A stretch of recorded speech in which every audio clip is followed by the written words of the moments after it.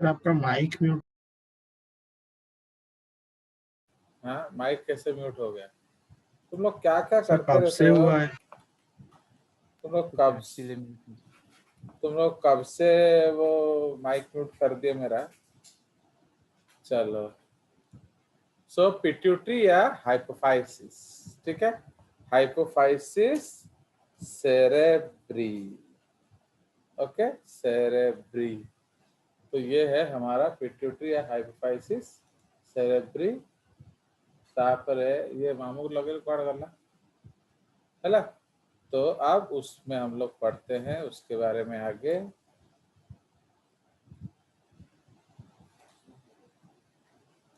लगा लगा कहेंगे पता नहीं। ओके, तो आप पिट्यूटरी जो है बेसिकली एक छोटा सा मटर जैसा ग्लैंड होता है in case of the again brain, है कि नहीं? तो सो पिट्यूटरी ग्लैंड जो है उसके बारे में थोड़ा लिखा जाए।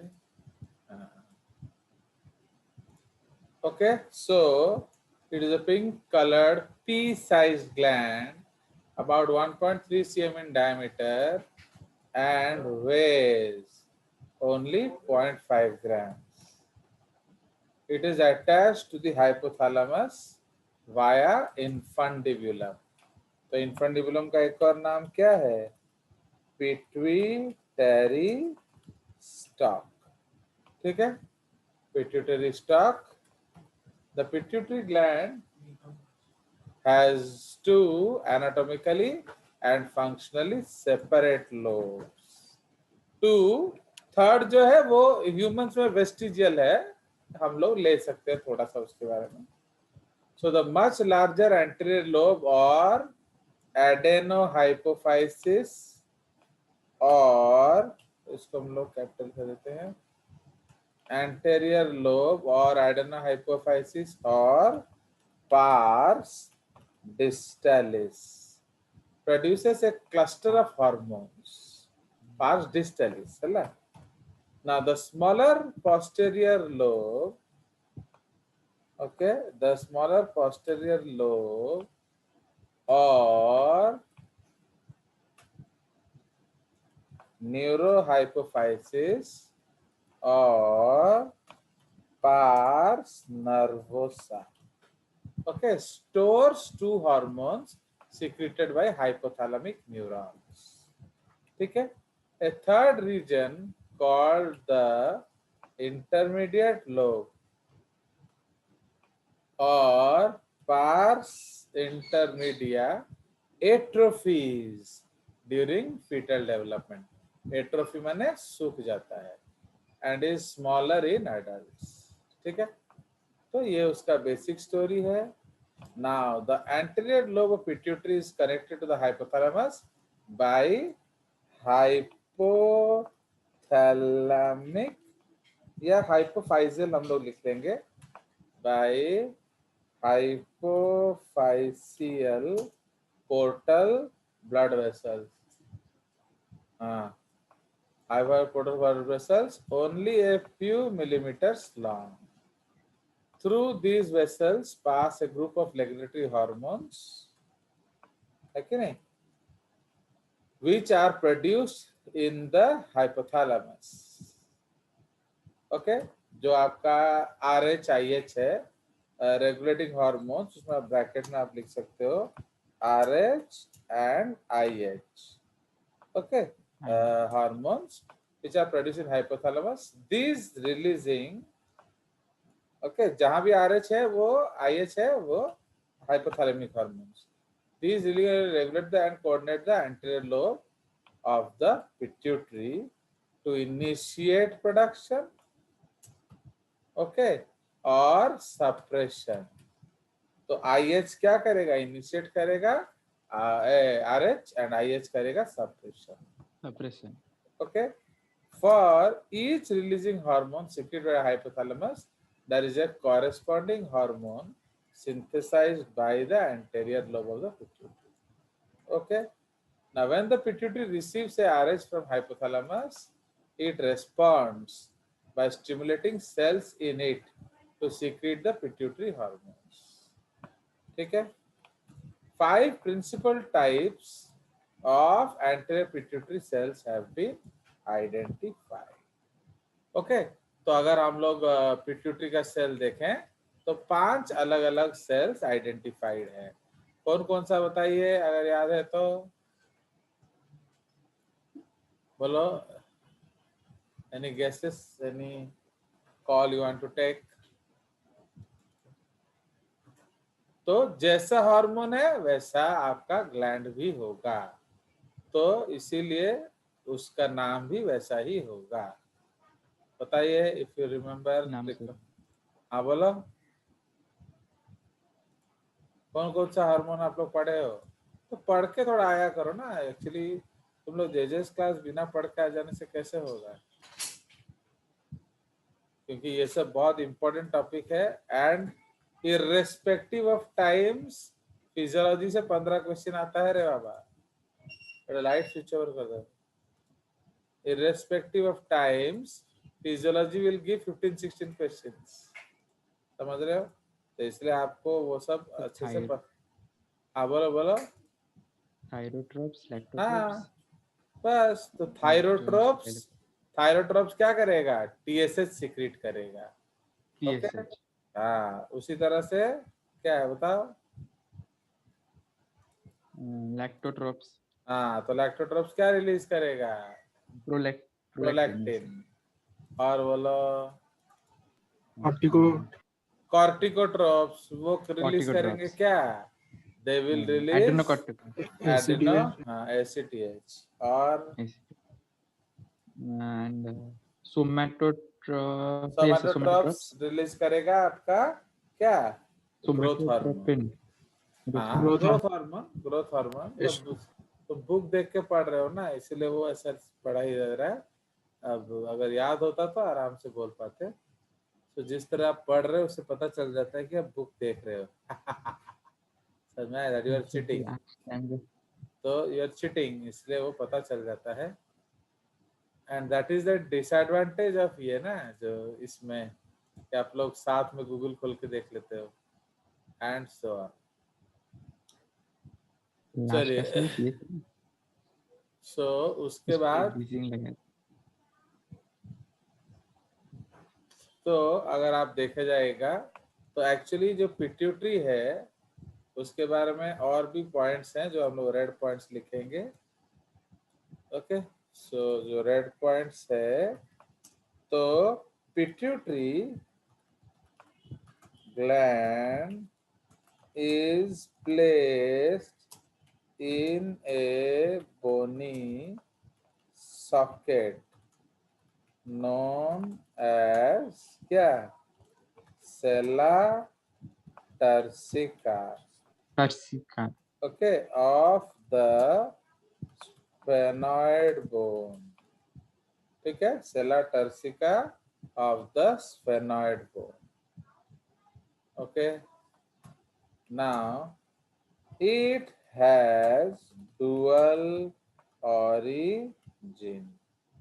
Okay, it has dual origin. Fine.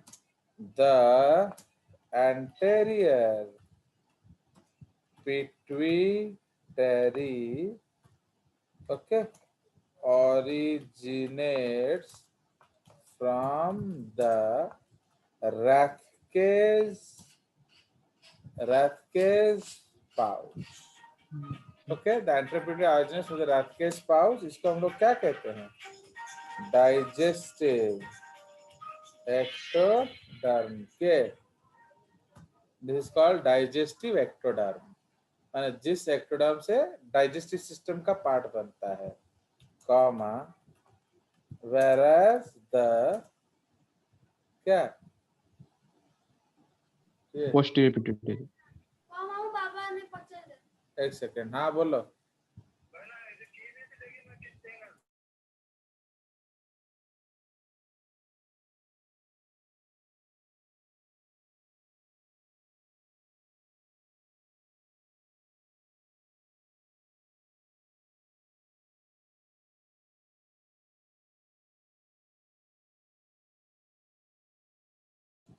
whereas the posterior lobe is made from the neuroectoderm.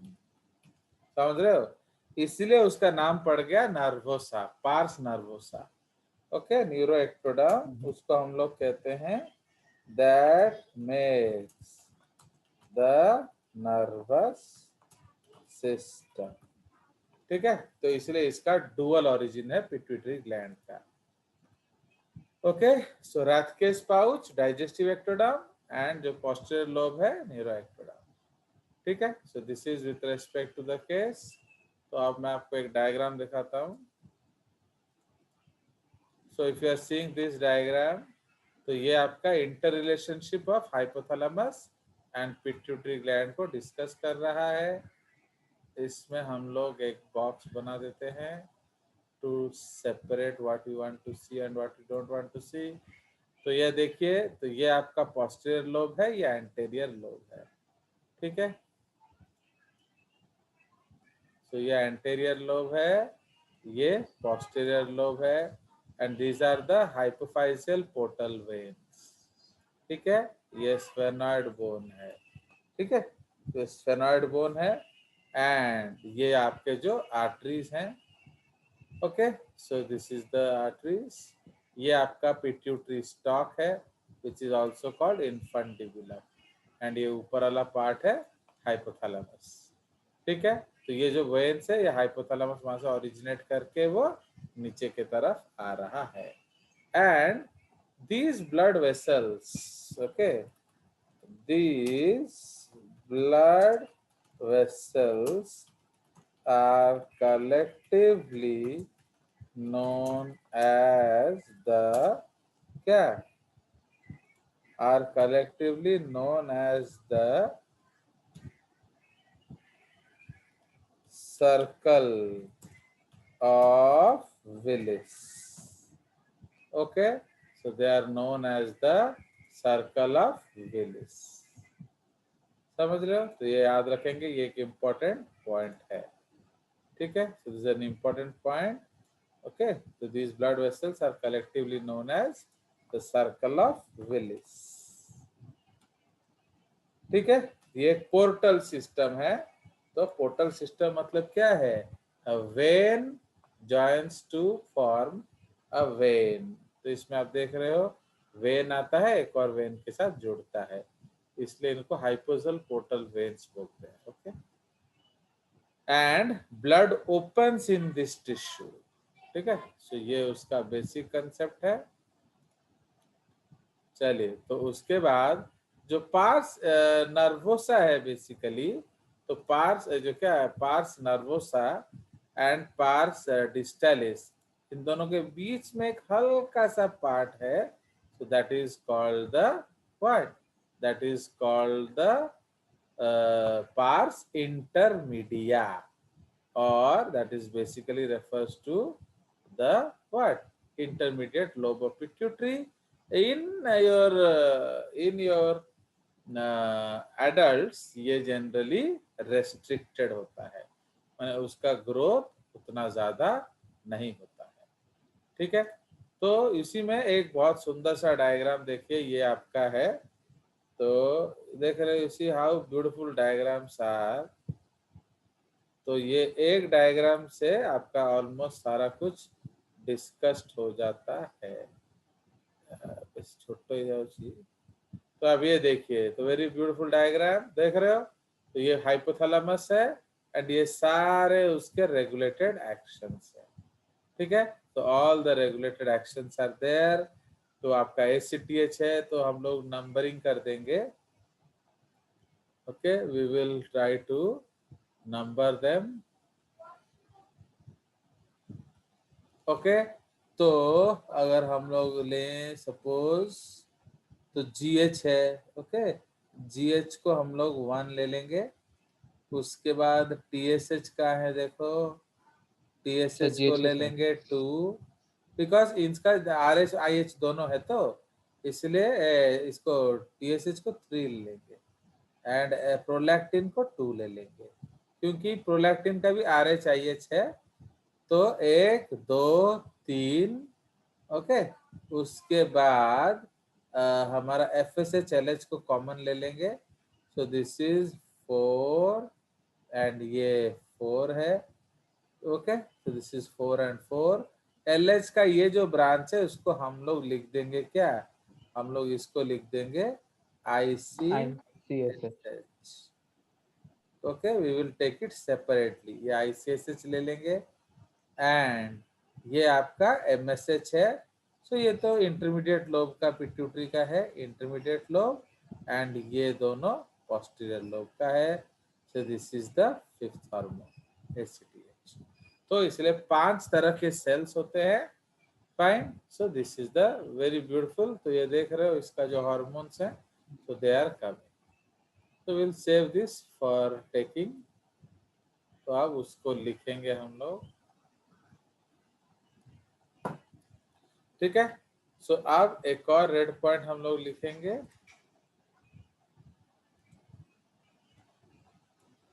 Okay, so the anterior pituitary gland, okay, is made up of 5 types of cells, okay.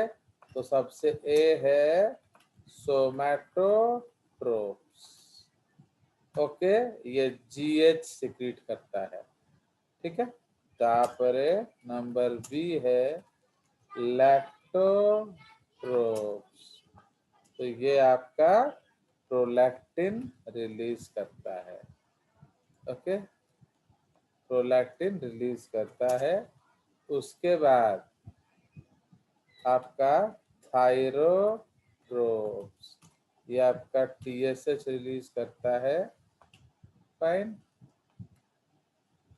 C, okay, थायरोट्रोप्स। तापरे D, ये आपका कॉर्टिकोट्रोप्स, okay. ये आपका ACTH release करता है, and E,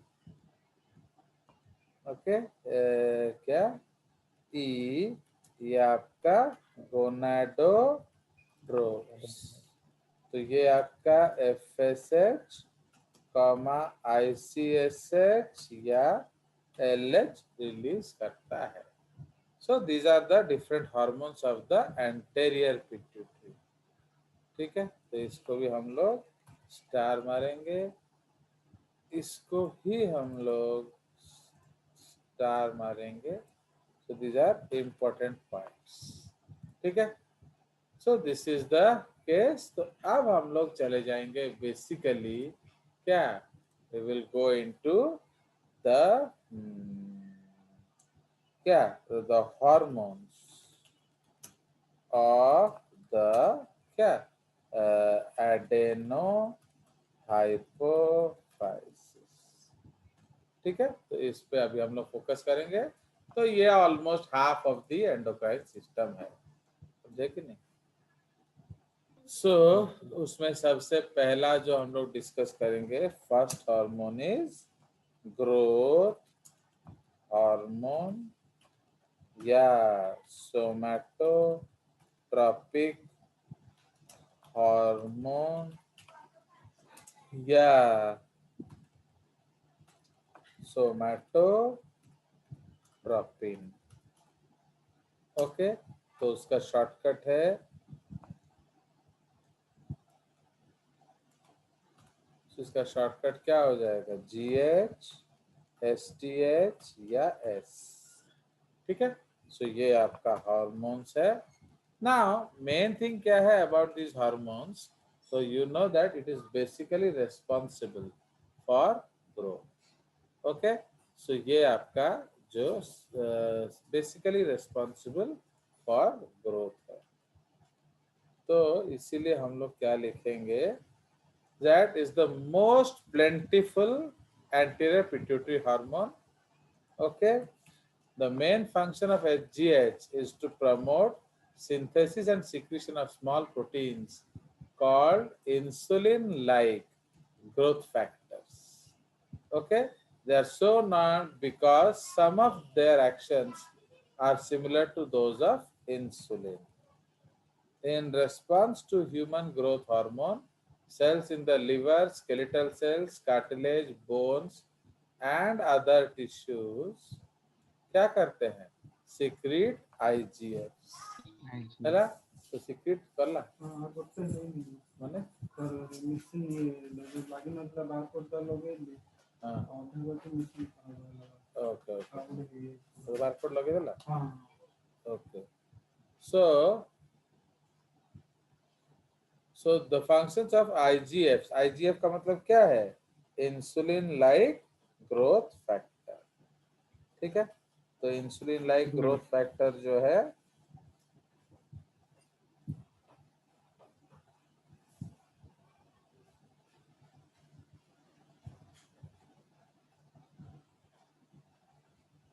okay, so insulin like growth factor जो है, so the functions of IGFs include the following. ठीक है, सो उसमें आ जाइए. तो ये क्या करेगा? ये जनरल बॉडी ग्रोथ को कंट्रोल करेगा. Okay, increasing growth rate. Okay, lipolysis, blood sugar बढ़ाएगा. इस तरह का सारा काम ये करता है. तो इसमें हम लोग लिख सकते हैं number A, increases growth rate. Okay, so IGFs cause cell to grow and multiply by increasing uptake of amino acid into cells and accelerating protein synthesis. They also decrease breakdown of proteins and use of amino acids for ATP production. Okay, now due to these effects of the IGFs, HGH increases the growth rate of the skeleton and skeletal muscles during childhood and the teenage years. ठीक है, in adults, HGH and IGFs help maintain muscle and bone mass and promote healing of tissue repairs. Okay, उसी तरह आपका increasing lipolysis, वही energy चाहिए तो fats को तोड़ो. सो IGFs enhance lipolysis in adipose tissues, which results in increased use of the released fatty acids for ATP production. Blood glucose बढ़ाओ, कुछ मर्जी करके बढ़ाओ, नहीं तो ग्रोथ कैसे होगा? सो एलिवेटिंग ब्लड. तो IGFs and HGH influence carbohydrate metabolism by decreasing glucose uptake by most body cells. तो ग्लूकोज को लेने नहीं देंगे. ओके, तो ग्लूकोज अपटेक को ये लिमिट करेंगे. इससे क्या होगा? आपका जो है Blood sugar. ये हाँ, it will be available for growth. Okay, which decreases their use of glucose for ATP production. This action spares glucose so that it is available to neurons for ATP production in times of glucose scarcity. IGFs and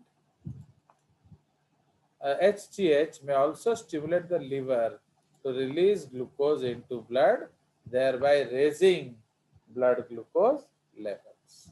ठीक है, क्योंकि glucose आएगा तभी तो energy आएगा, and energy आएगा तभी तो वर्क होगा. तो ग्रोथ करने के लिए ये सारा चीज रिक्वायर्ड है. ठीक है जी. सो अब अगर आपका डेफिशिएंसी या एक्सेस होगा तो क्या होगा? बोलिए. सो इसको हम लोग डिजीज पार्ट में लिख लेंगे. सो हमारा एठी अगर हम लोग actually I don't want to write now, वो फिर कट जाएगा. So we will take the next class, उसमें लिखेंगे तो बीच में कट जाएगा. ठीक है.